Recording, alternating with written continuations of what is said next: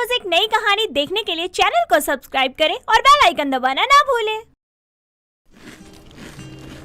कहता था क्योंकि जूही हमेशा ही खाना इतना चटपटा बनाती थी कि उसकी वजह से पूरे परिवार को भी वो तीखा मसाले वाला चटपटा खाना ही खाना पड़ता था।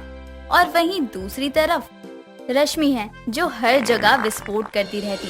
एक दिन जूही सोफे पर बैठकर आलू टिक्की खा रही होती है, तभी वहाँ रश्मि आती है और जूही की तरफ करते हुए जोर से पात मार देती है। छी दीदी, तुम्हें कोई और जगह नहीं मिली क्या पात मारने की? मैं यहाँ आलू टिक्की खा रही हूँ और आपने मेरे मुंह पर ही मार दो। बदबू इतनी जहरीली है कि मेरी आलू टिक्की में जहर भर दिया आपने।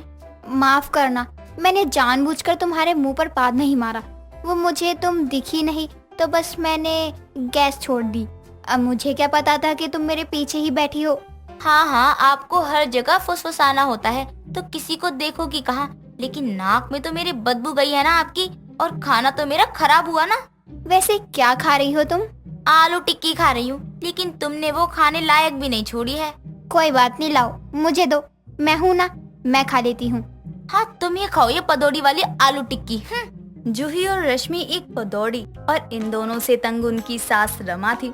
एक दिन रमा अपनी दोनों बहुओं को बुलाती है।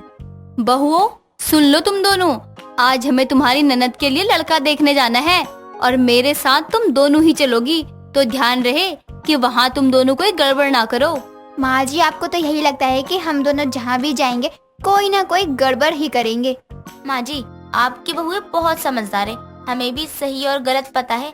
आखिर हमारी ननद के लिए हम लड़का देखने जाएंगे तो कोई गड़बड़ की गुंजाइश तो हो ही नहीं सकती ना। हम सब संभाल लेंगे अच्छे से।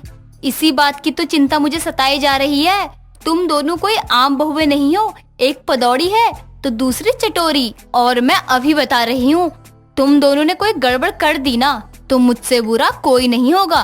माँ जी, मैं जिम्मेदारी लेती हूँ कि कोई गड़बड़ नहीं होगी, आज सब अच्छा ही होगा।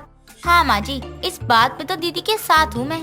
चलो, तुम दोनों इतना बोल रही हो तो तुम दोनों की बात मान ले रही हूँ, लेकिन आज तुम्हारी ननद के रिश्ते की बात है, इसीलिए तुम दोनों अच्छे से रहना। कुछ देर बाद रमा अपनी दोनों बहुओं के साथ अपनी बेटी के लिए रिश्ता देखने चली जाती है। रमा लड़के की माँ सुजाता के घर जाती है, जहाँ सुजाता काफी सारा खाने का सामान सामने रख देती है। बहन, मैं आपका ही इंतजार कर रही थी और ये सोच रही थी कि इतनी देर क्यों हो गई, कहीं आपको रास्ते में कोई जाम तो नहीं मिल गया? नहीं बहन जी, रास्ता तो ठीक था, बस अपनी दोनों बहुओं की वजह से थोड़ी देर हो गई। बहुएं, इसका मतलब आप अपनी बेटी को साथ नहीं लाई? नहीं बहन जी, वो क्या है ना, आज उसकी परीक्षा है और मेरे लिए तो शादी परीक्षा दोनों ही जरूरी है, इसीलिए आज मैं आ गई मिलने। कल को बच्चे भी मिल लेंगे आपस में।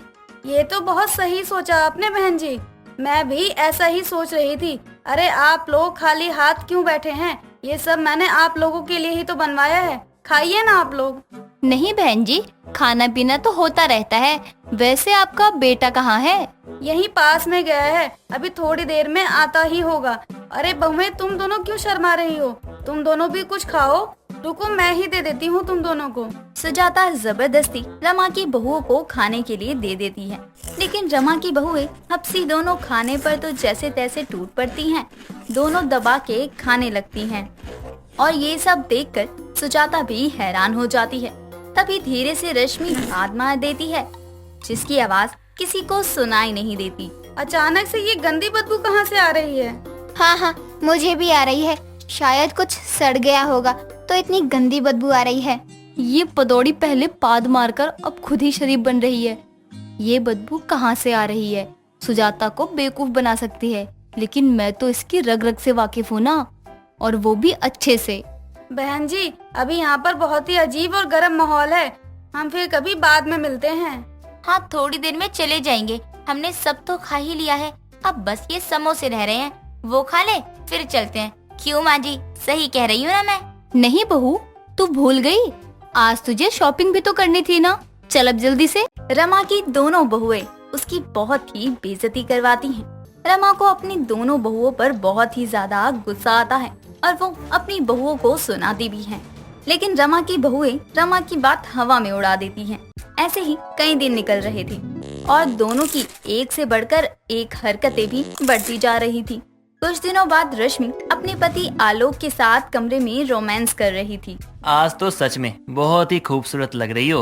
अच्छा, इतनी ही खूबसूरत लग रही हूँ तो क्या बस देखकर ही मन भरोगे? आलोक और रश्मि दोनों एक दूसरे के काफी नजदीक आ जाते हैं और तभी रश्मि एक पाद मार देती है। क्या यार रश्मि, तुम तो कभी भी शुरू हो जाती हो यार। अरे इतना अच्छा मूड था मेरा, लेकिन मेरे मूड की सारी की ऐसी की तैसी कर दी तुमने। अरे ये क्या किया तुमने? हटो तुम मेरे आगे से, मुझे तुमसे बात ही नहीं करनी है। आलोक, तुम गुस्सा क्यों हो रहे हो? ये क्या मैंने कोई जानबूझ के थोड़ी किया है। अब गैस पर किसी का जोर थोड़ी है जो मैं गैस को रोक लूं। तुम भी ना खामखा ही गुस्सा कर रहे हो। अच्छा, मैं बिना बात के गुस्सा कर रहा हूँ, और तुम्हारा जो ये काम है ना, तुमने जो ये कांड किया है, पाद मारा है तुमने, अरे उसका क्या? तुम तो तारीफ के काबिल तक नहीं हो। आलोक को रश्मि पर बहुत गुस्सा आता है और आलोक रश्मि पर गुस्सा करके वहाँ से जा ही रहा होता है कि तभी जूही एक बहुत बड़ी सी प्लेट में नूडल्स लेकर आती है। हाँ आओ आओ, तुम्हारी ही कमी थी। आओ भाग हमारे, एक पदौरी तो कमी थी घर में, जो तुम भी आगे चटोरी कहीं की। देखना एक दिन तुम भी ना ये ठूस ठूस के ना इसकी तरह पदौरी बन जाओगी, तब मत कहना मुझसे, समझी तुम? क्या जेठ जी, आप कहीं और का गुस्सा मेरे ऊपर क्यों निकाल रहे हो? मैंने आपका ऐसा क्या बिगाड़ दिया जो आप मुझे इतना सुना रहे हो? मैं तो बस यहाँ नूडल्स ही लेकर आ रही थी ना।